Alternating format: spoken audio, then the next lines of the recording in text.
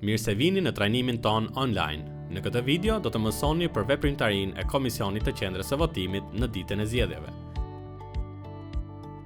Antarët e Komisionit të Qendrës së Votimit dhe operatorit mbërrinë në qendrën e votimit pikërisht në orën 6 të mëngjesit.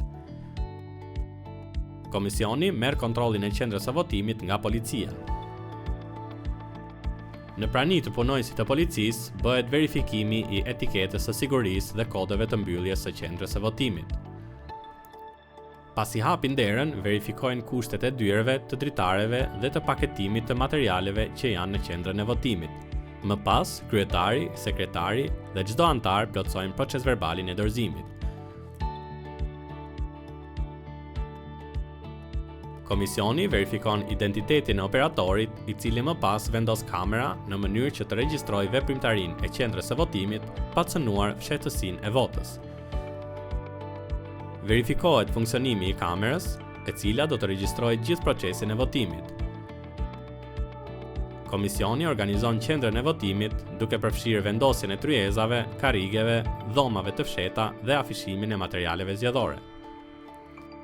Antarët e komisionit sigurojnë që ambienti përreth qendrës së votimit deri në 150 metra të mos ketë materiale propagandistike.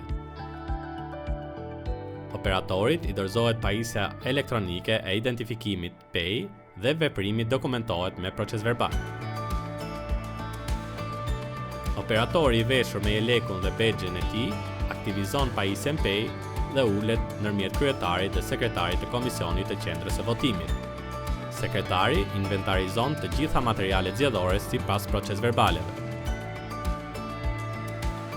Komisioni vendos përcaktimin e detyrave të antarëve të Komisionit të Qendrës së Votimit bazuar në modelin e vendimit të miratuar nga Komisioneri Shtetëror i Zgjedhjeve që ndodhet në librin e protokollit të mbledhjeve. Kryetari i Komisionit të Qendrës së Votimit demonstron për vëzhguesit kutinë e votimit, e cila është e zbrazët. Kryetari siguron kutinë e votimit me 4 vula me kode sigurie duke garantuar që nuk ka hapësira mes kapakut dhe trupit të kutisë. Sekretari vendos procesverbalin e vulosjes në zarfin e tij dhe e fut në kutinë e votimit. Pas aktivizimit të pajisjes PEI, Komisioni i Qendrës së Votimit konfirmon të dhënat e Qendrës së Votimit dhe autorizon operatorin për të vazhduar me konfigurimin. Antarët e komisionit nënshkruajnë dhe vulosin raportin e hapjes së procesit të identifikimit elektronik, i cili më pas futet në kutinë e materialeve të votimit.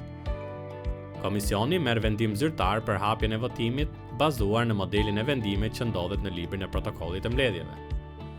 Jo më parë se ora 7, kryetari i Komisionit të Votimit deklaron hapjen e votimit për publikun.